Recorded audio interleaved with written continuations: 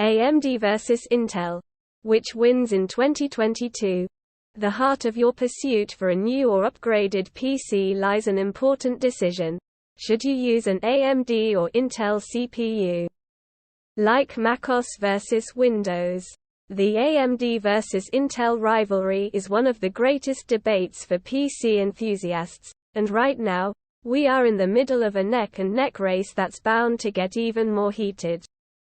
Now that AMD has launched its Ryzen 7000 CPUs, it's time to revisit the dynamic between AMD and Intel in 2022.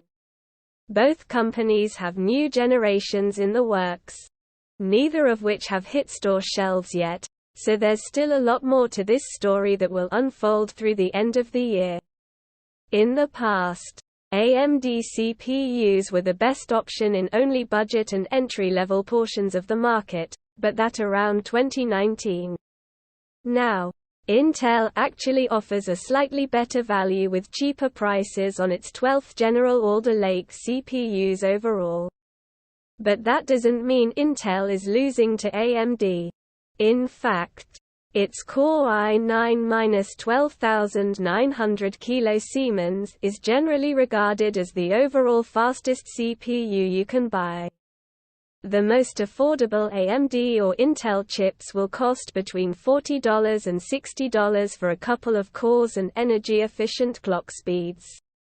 The best mid-range CPUs will set you back between $200 and $350. While a top gaming CPU is priced around $600. If you want to accelerate intensive tasks like video editing and transcoding, you can spend anywhere from $600 to almost $1,000. Intel and AMD have excellent processors for gaming and productivity tasks like video editing and transcoding. Neither Intel nor AMD have a single CPU that is the best at both things, however.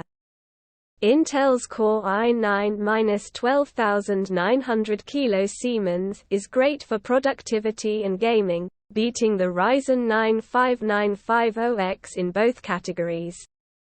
But AMD's gaming-focused Ryzen 7 5800X3D is much faster in games. You don't need to buy the best to get a great CPU for gaming or work, though.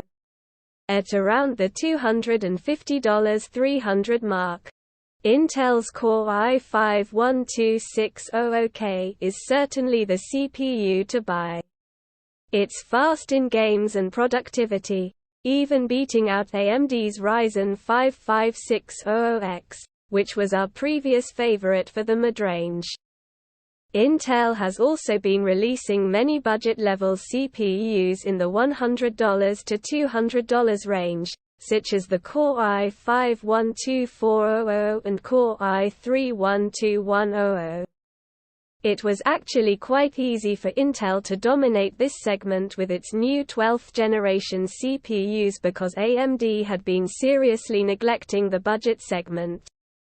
AMD finally updated its budget offerings in April with CPUs such as the Ryzen 5 4500 and Ryzen 5 5500.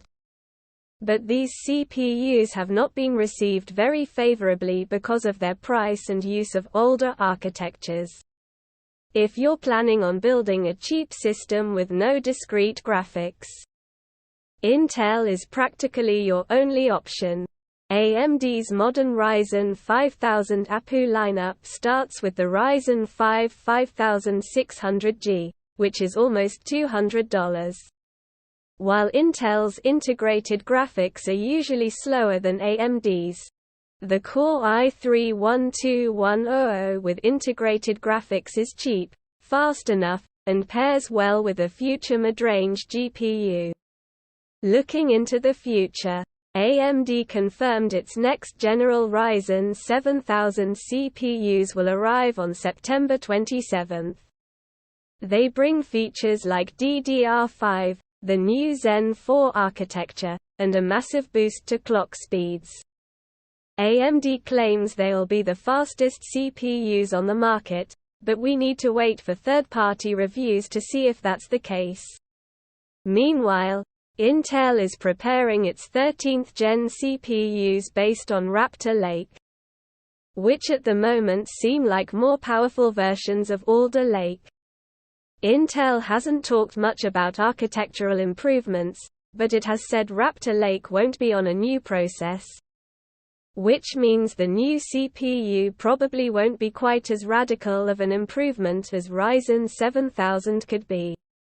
High-end desktop if you want to use your PC for heavy video editing at high resolutions, perform intensive video transcoding, or perform any other intensive task that can benefit from even more power than the best mainstream CPUs can offer, then high-end desktop, or HEDT CPUs could be what you need. AMD and Intel have options in this space, with higher core and thread counts. AMD's options remain the most capable and cost-effective, however.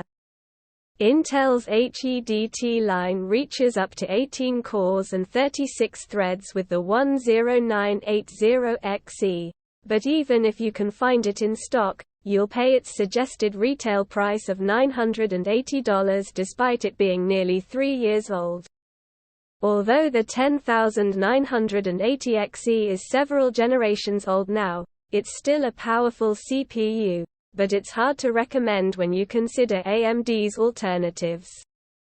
AMD's 5950X mainstream CPU already offers credible competition for the 10980XE at under $800, so it offers far better value for money. But if you want extra performance, the sky's the limit. AMD's 3rd gen Threadripper CPUs offer 24, 32, and even 64 cores with support for double that number of simultaneous threads, all while maintaining clock speeds around the 4 GHz mark. If your software can make use of all those extra cores, AMD's Threadripper CPUs offer unparalleled performance outside of obscenely expensive server CPUs, easily outstripping the Intel competition.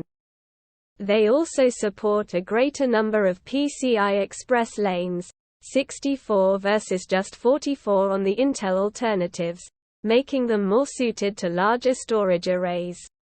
Normally, you'd be able to buy the 3960X, 3970X, and 3990X for $1,400, $1,850, and $3,600, respectively. However, on retailers like Amazon and Newegg, they're selling for hundreds or even thousands of dollars more than that. What about Threadripper 5000? Well, those never launched as standalone CPUs. Rather, you can only find them in the Lenovo ThinkStation P620, and these are the Pro WX versions. Professional-grade hardware tends to cost quite a bit more than the consumer stuff. So, if you wanted to build your own HEDT, your options aren't great. Affordable but ancient Intel CPUs on one hand, modern but insanely expensive AMD CPUs in pre-builts on the other.